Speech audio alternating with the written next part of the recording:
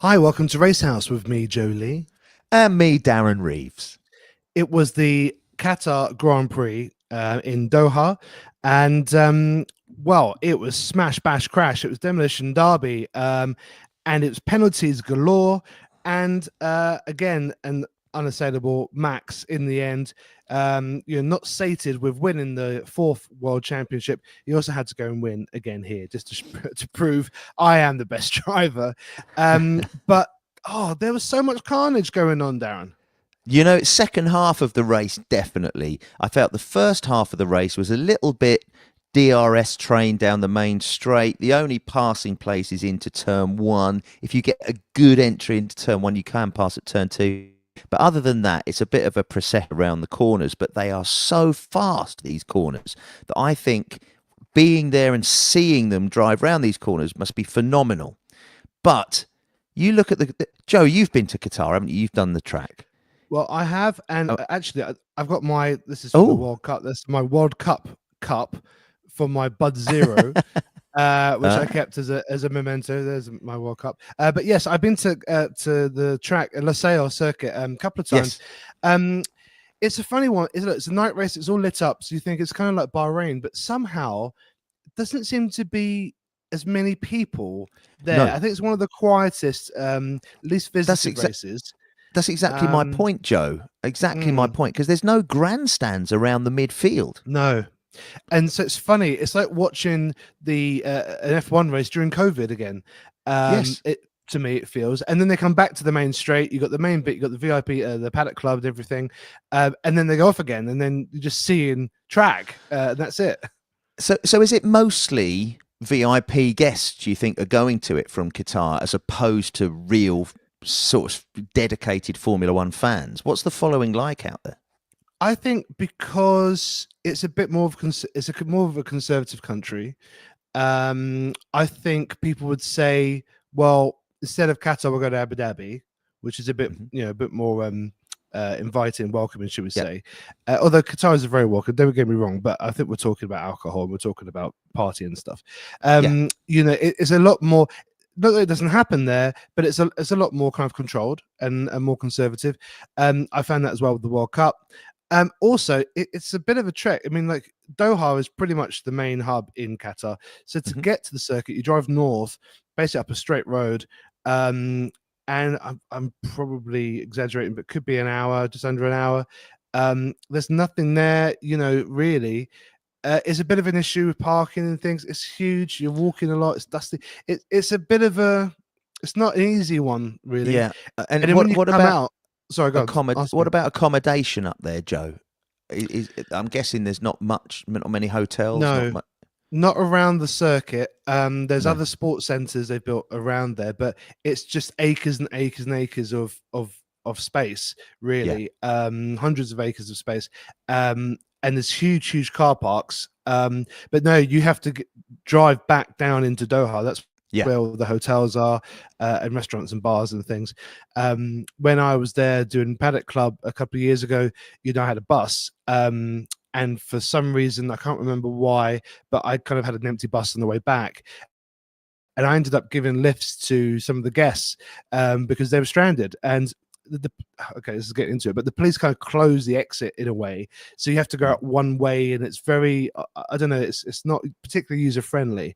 It may have got better though, since a couple of years ago, but still, I think that's what. Maybe puts off fans. The logistics of getting around Yeah. are quite difficult. You need a car or you need a driver. Joe, I think you were at the first Qatar Grand Prix. Am I right in Yeah. saying in 2021? And Mm. I know there was a lot of logistical problems at the first Las Vegas Grand Prix. Well, the first of the new ones last year as well. And Yeah. they were definitely saying that this year it's been so much better. They've sorted all these logistical things out. Uh, It, oh, that's my microphone going funny. So it'd be interesting to know whether they have sorted it out, wouldn't it, Joe? You should have been there, Joe.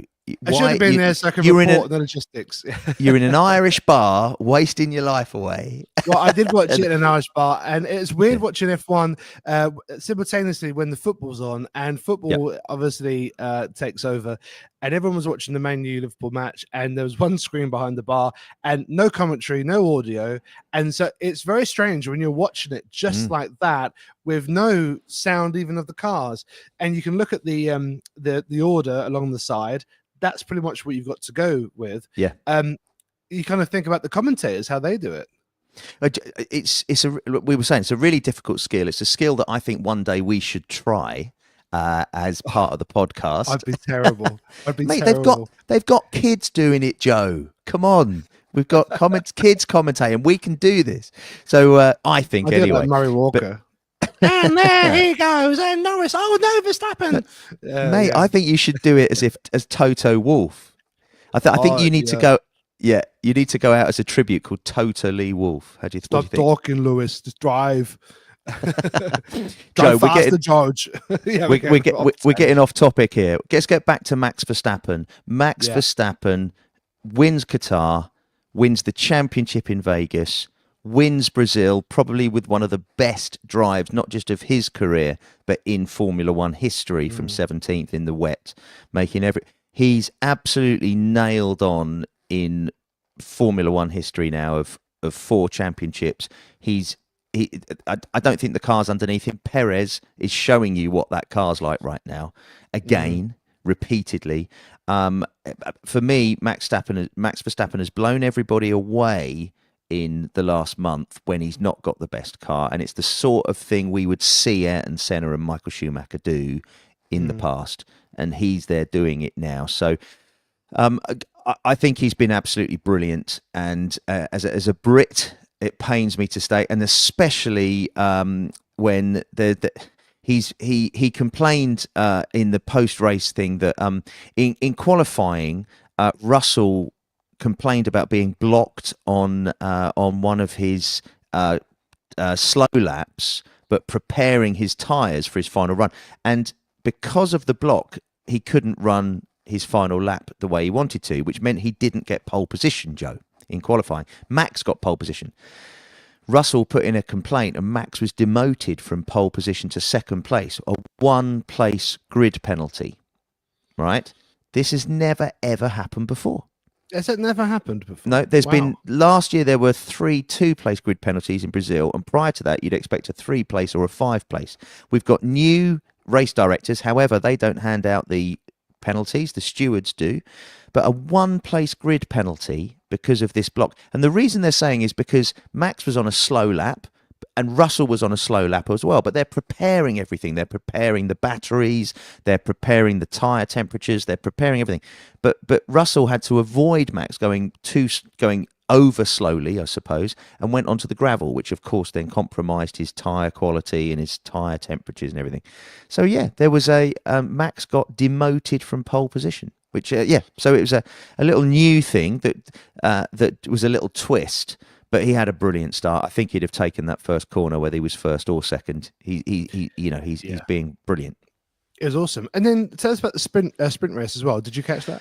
So I did, mate. Actually, I was up in Manchester this weekend, so I caught the sprint race lace, but it was a McLaren dominance. McLaren won 2. Lando took the first corner and went off. So he had a pole position and got the first corner, which is not Lando style.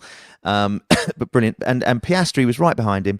But Lando stayed within 1 second to give Piastri DRS every lap. So he wasn't overtaken by George Russell, who looked really good all weekend again. He's been, for me, Russell's been the other driver of the month, really, with Verstappen, having just won in Vegas last week. And I think he's been fantastic.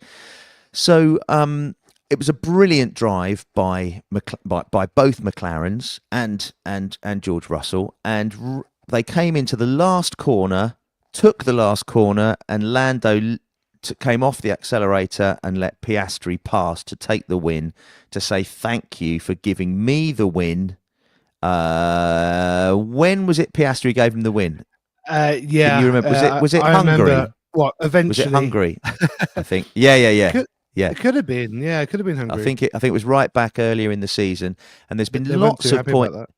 Well, this is the thing. There's been lots of points throughout this championship season where Lando could have had points, but McLaren didn't believe really that they were in the Drivers' Championship this season. I think it's all come as a bit of surprise since Miami. So they weren't prepared for it. So there's been times where Piastri could have given Lando more points, which has prevented him from seeing it out. But at the end of the day, as it all shakes out, Verstappen was in control the whole time. And he was in control pretty much the whole race as well. If we go to the race now, I mean, without a doubt, Joe. First corner, it was a bit. I mean, it was really thrilling to watch. Lando pushing so hard, George thinking he could pick up some crumbs. Leclerc always a stalking horse there, thinking, he'll capitalize on something here. And Leclerc finished very well again. Scoring those very, very precious points for Ferrari as they look ahead for the constructors championship.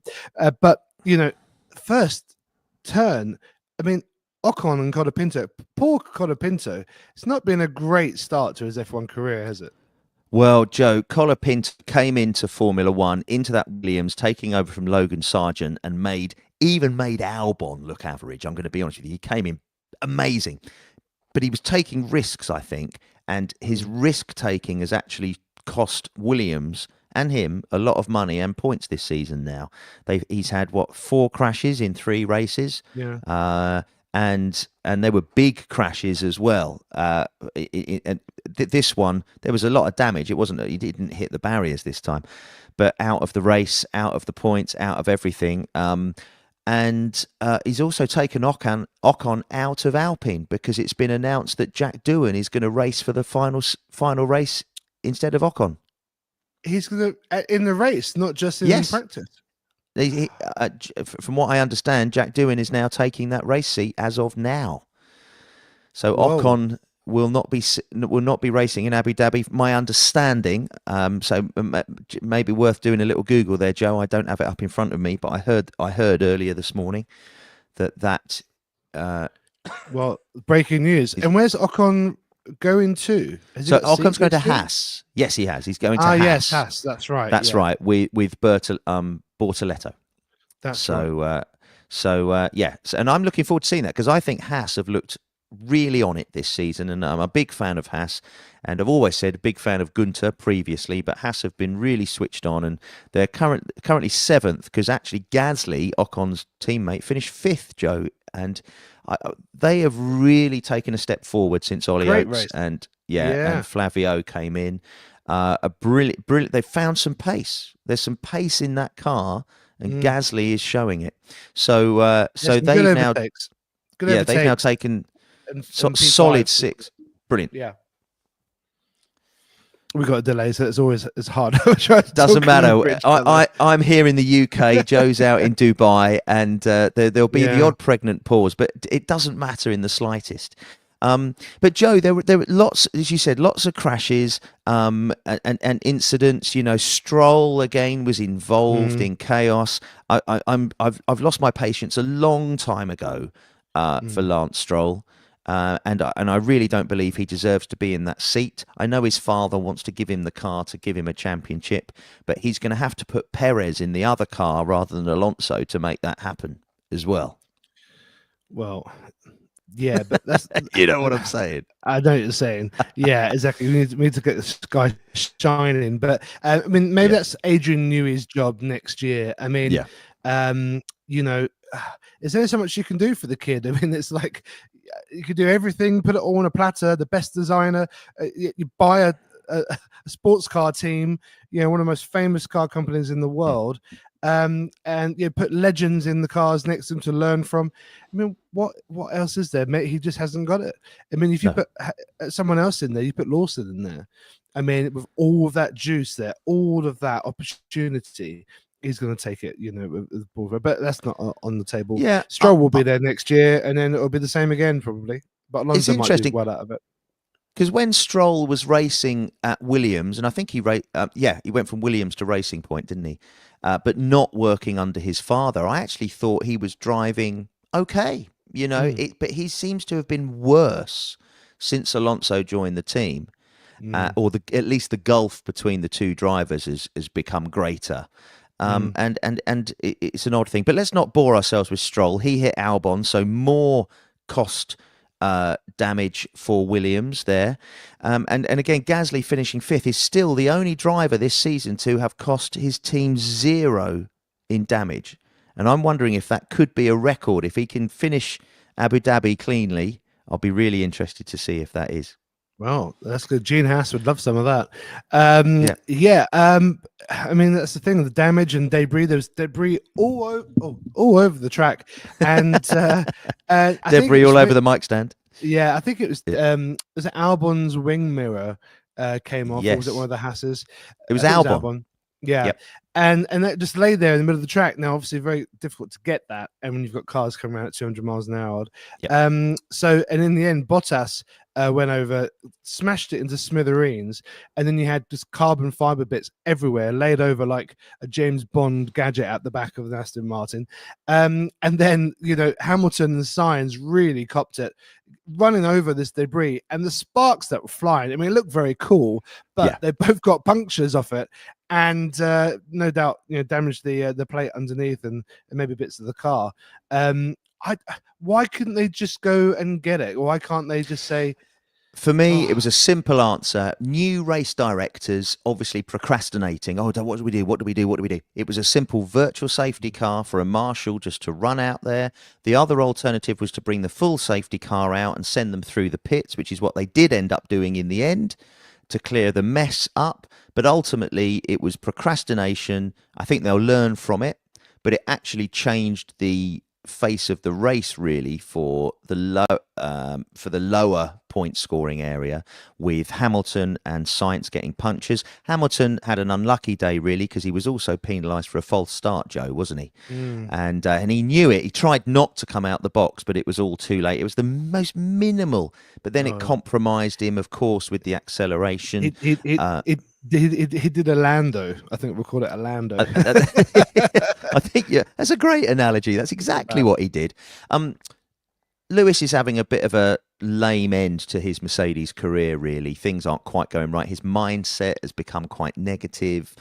He felt the car was the worst it's ever been in Brazil. Then comes out with a race in Vegas with a fantastic drive. So I thought, this is fantastic. We want to see him go out with a bang. I'd love to see him win in Abu Dhabi, finishing his career with Mercedes. But I also think there's been rumours. George Russell is obviously performing really well and has outperformed Hamilton in qualifying, especially all season. But there's rumours Russell's getting preferential treatment as he's staying. That's normal when a driver leaves a team.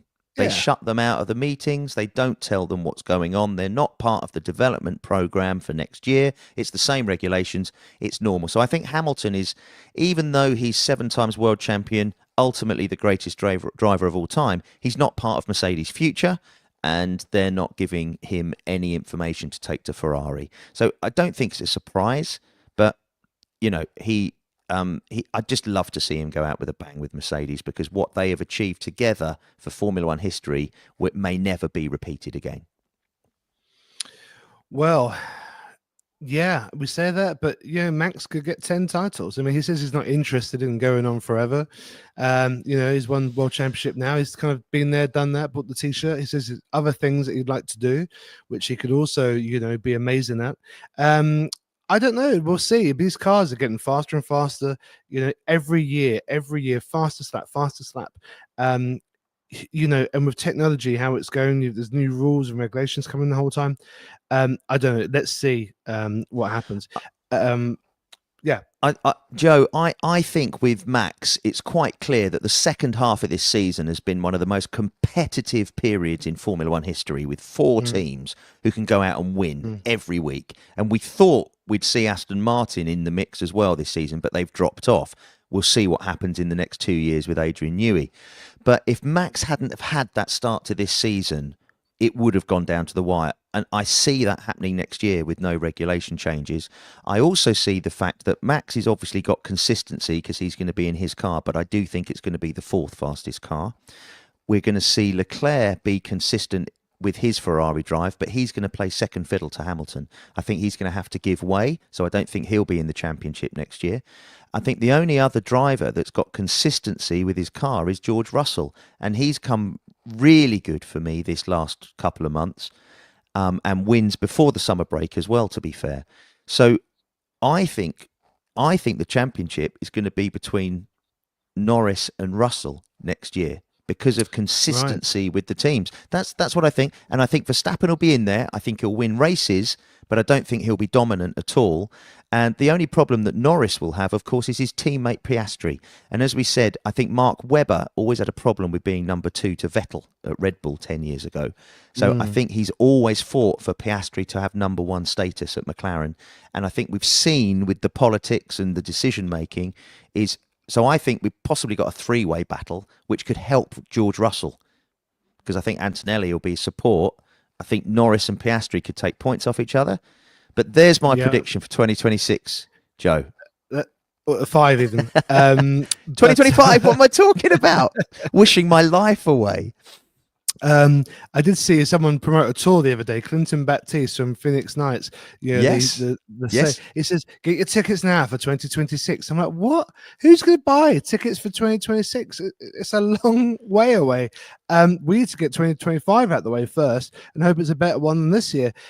Look, Norris, I agree. Look, I think he's still the golden child. He's the number 1 there, but he's not helping himself with his penalties. What the hell was that with this stop and go? 35-second penalty. It killed the chances of a podium. I've got an opinion on this, Joe. So Max has been complaining that Russell complained, about being blocked in qualifying. Well, during that yellow flag in turn 1, Max lost 0.6 of a second to Norris in second, and he went, Norris didn't slow down under the yellow flags. You've got to lift off the accelerator under yellows. And Max was the one that went, he didn't ease off because he got 0.6 of a second on me on that lap. Sure enough, they went back and listened to the audio, Joe, which you didn't hear, and you could hear Max lift off the accelerator coming into turn 1, and you could hear Lando was full throttle right the way in the same period. And because of Max's complaint, he got a 10-second stop-go penalty, which was massively harsh. I think a 5-second added to your time at the end of the race would have been fine. It would have meant Lando, I think, would have absolutely gone for it and tried to pass Max and pull out a 5-second. But to get a stop-go penalty, through the pit lane, that is massively harsh. And to do what he did to get any points at all was fantastic from Lando. Just for people listening and watching, can you just explain what a stop-go penalty is? So what you've got to do, Joe, is you have to come into the pit lane, and it was about 25, 26-second cost to drive through the pit lane, and to come into your pit box and stop for 10 seconds with nobody touching the car. You cannot, and because it's a stop-go penalty, you cannot change the tyres because you have to go at the end of the penalty. If you get a 5-second or 10-second penalty, and that's what it's called, you can come in, stop for the allotted time, and then after that time, your team can then touch the car, change the cars, adjust the wings, whatever they want to do, and let you go again. This was a massive penalty for a very, very small infringement. However, they'll say it was due to safety reasons. Yellow flag is there for a reason. A double waved yellow, or a waved yellow means to show that you slow down through that period, which is coming off the accelerator for a period of time. A double waved yellow means slow down in that sector and be prepared to stop. That wasn't the case, but just so you know what the difference between a single yellow and a double yellow is.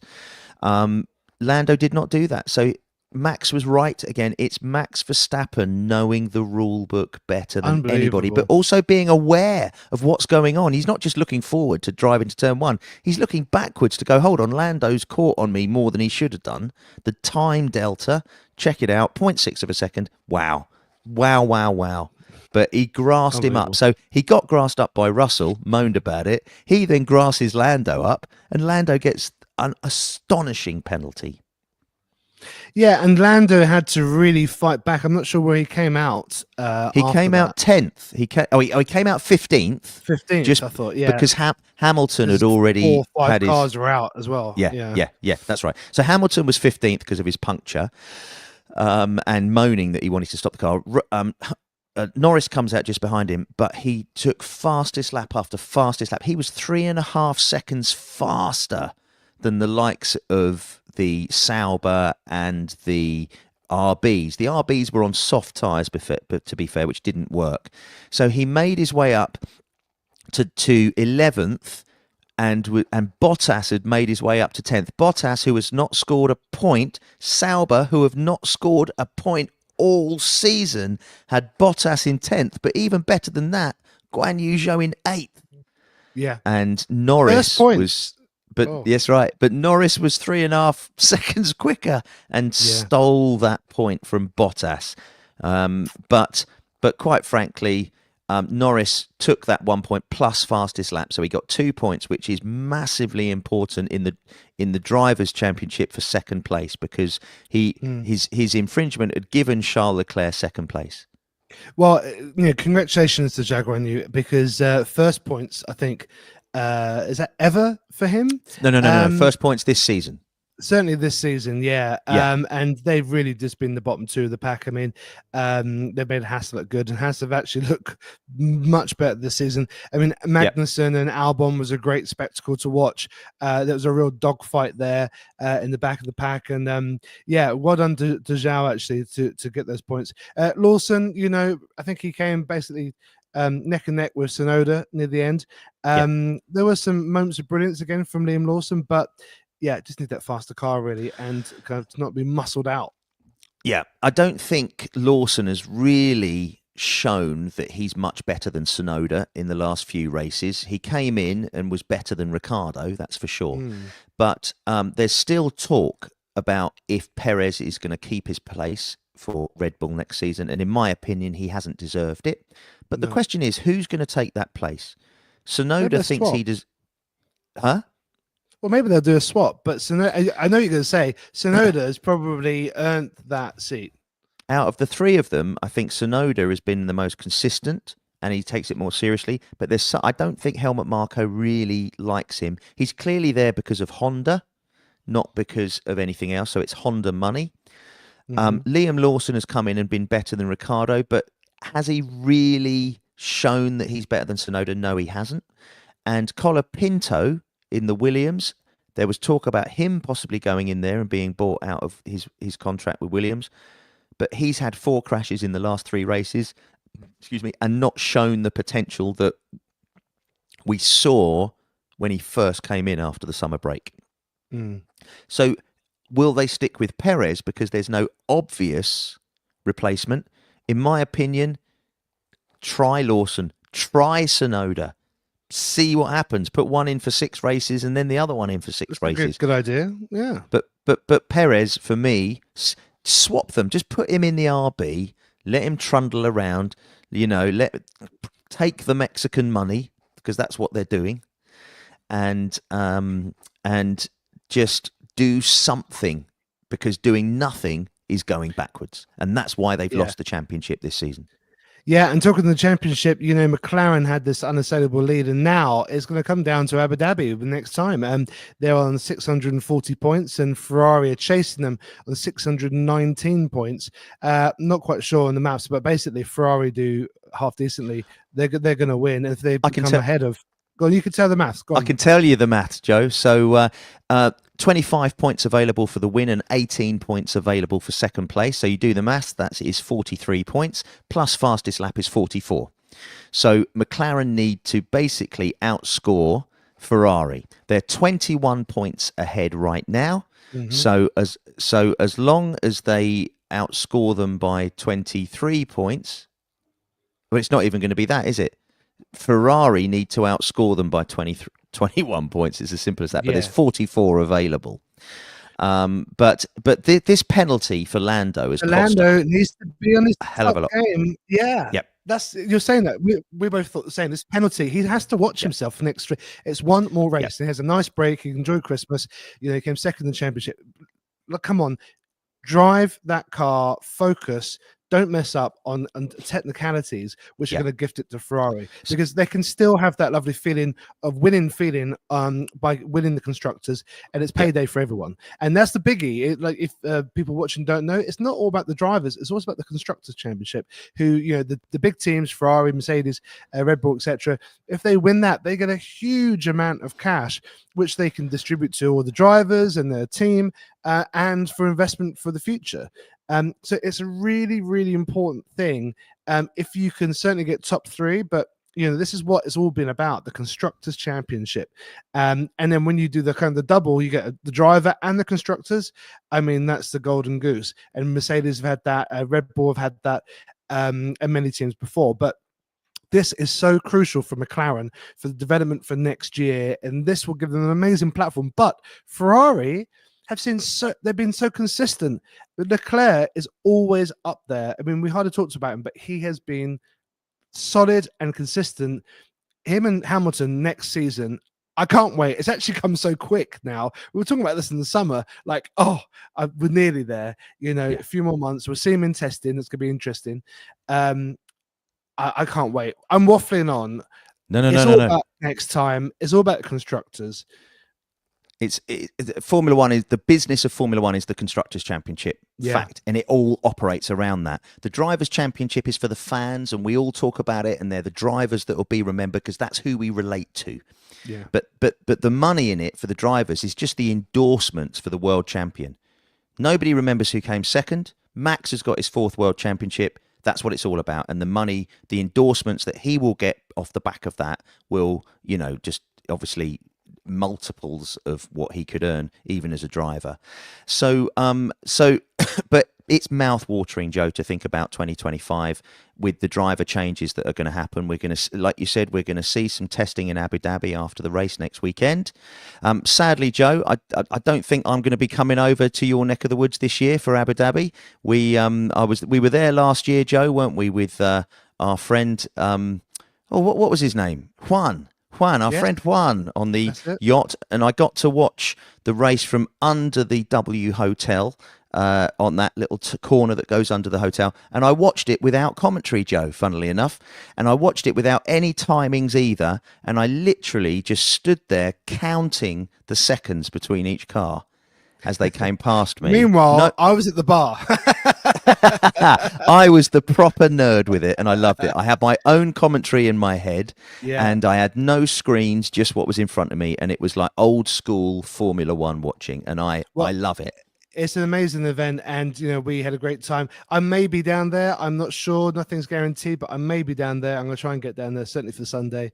And there's some concerts happening as well, so we'll see what happens. But we will be covering the Abu Dhabi Grand Prix. It's our next podcast. It'll be our last one for a bit while we take the Christmas break. Another season, second season, Darren. This is, for us, it's also like an end of a season. It's a lovely feeling, and we'll talk about that again next episode, because we're not quite there. So do join us next time for the Abu Dhabi Grand Prix review. But until then, it's bye from me, Jolie. And it's goodbye from me, Darren Reeves. Take care. Take care.